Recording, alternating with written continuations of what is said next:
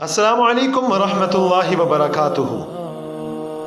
14 فروری ویلنٹائنز day منانا جائز ہے یا ناجائز؟ ویلنٹائنز ڈے ہو یا اس قسم کے کوئی اور تہوار جو دنیا میں منائے جاتے ہیں، مسلمان معاشروں میں ان کے حوالے سے ایک بحث چھڑ جاتی ہے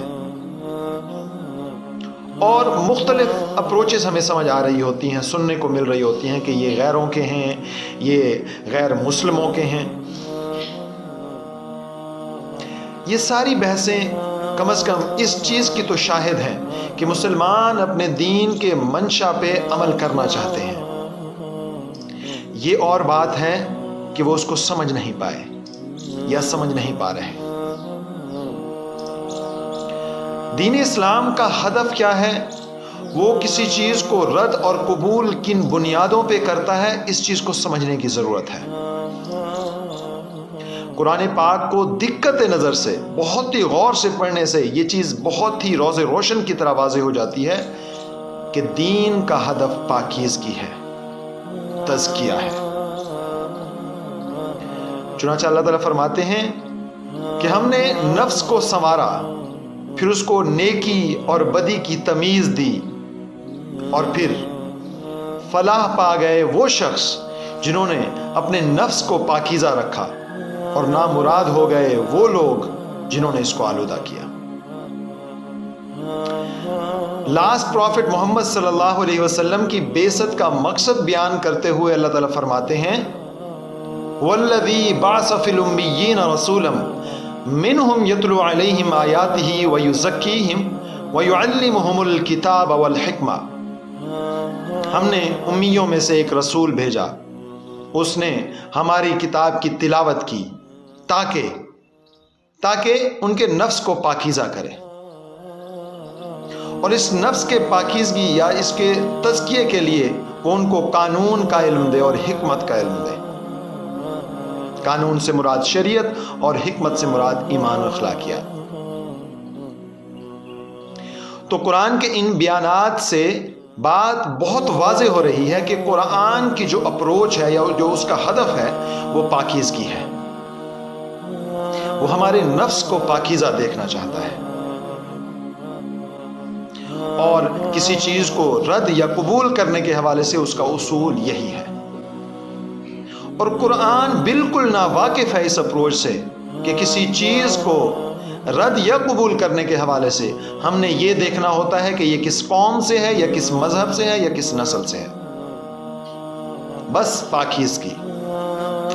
اگر کوئی تہوار یا کوئی عمل آپ کے نفس کو پاکیزہ رکھ رہا ہے، آلودہ نہیں کر رہا، تو آپ اس کو اختیار بھی کر سکتے ہیں اور اپنی مرضی سے اس کو چھوڑ بھی سکتے ہیں۔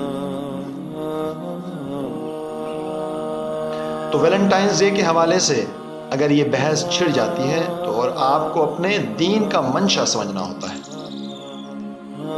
اور جب یہ منشا آپ کو سمجھ آ جاتا ہے کہ یہ پاکیزگی کا حصول دین کا ہدف ہے، تو پھر 3 چیزیں ہیں جن کو پاکیزہ رکھنا ہوتا ہے۔ وہ 3 ہی چیزیں ہیں مجموعی طور پہ جو متعلق ہوتی ہیں انسان سے، جن کو پاکیزہ رکھنا ہوتا ہے۔ اور ایک چیز ایسی ہے جب آپ پاکیزگی حاصل کر لیتے ہیں تو اس کو بڑھوتری دینے کے لیے، اس کو نشو و نما دینے کے لیے آپ کو فائدہ دیتی ہے۔ وہ 3 چیزیں کیا ہیں؟ تطہیر بدن، کہ آپ کا بدن پاک ہو، آپ کے کپڑے پاک ہوں، احکامات ہمیں مل جاتے ہیں۔ دوسرا ہے تطہیر خور و نوش، کہ ہم جو کھانا کھاتے ہیں اس کو پاکیزہ ہونا چاہیے۔ تیسری ہے تطہیر اخلاق، کہ جب ہم خود سے، خدا سے اور مخلوق سے معاملہ کریں تو ہم اخلاق کے اعلیٰ پیکر بن کے معاملہ کریں۔ جب یہ تمام پاکیزگیاں حاصل ہو جاتی ہیں، تزکیہ حاصل ہو جاتا ہے، تو پھر اللہ تعالیٰ فرماتے ہیں اب میری قربت میں آنے کے لیے نماز پڑھو تاکہ اس پاکیزگی میں اضافہ ہو، کیونکہ اللہ تعالیٰ سراسر پاکیزہ ہیں۔ تو پاکیزہ ذات سے جڑنے کا مقصد ہے پاکیزگی میں اضافہ۔ تو آپ نے دیکھا کہ کسی چیز کو رد و قبول کرنے کے حوالے سے دین کا اصول کیا ہے، اور دین کا فلسفہ حکمت کیا ہے، اس کا ہدف کیا ہے، اس کا منشا کیا ہے۔ بس اس کو سمجھنے کی ضرورت ہے، اور باقی ساری چیزیں آپ کے سامنے روز روشن کی طرح واضح ہو جاتی ہیں۔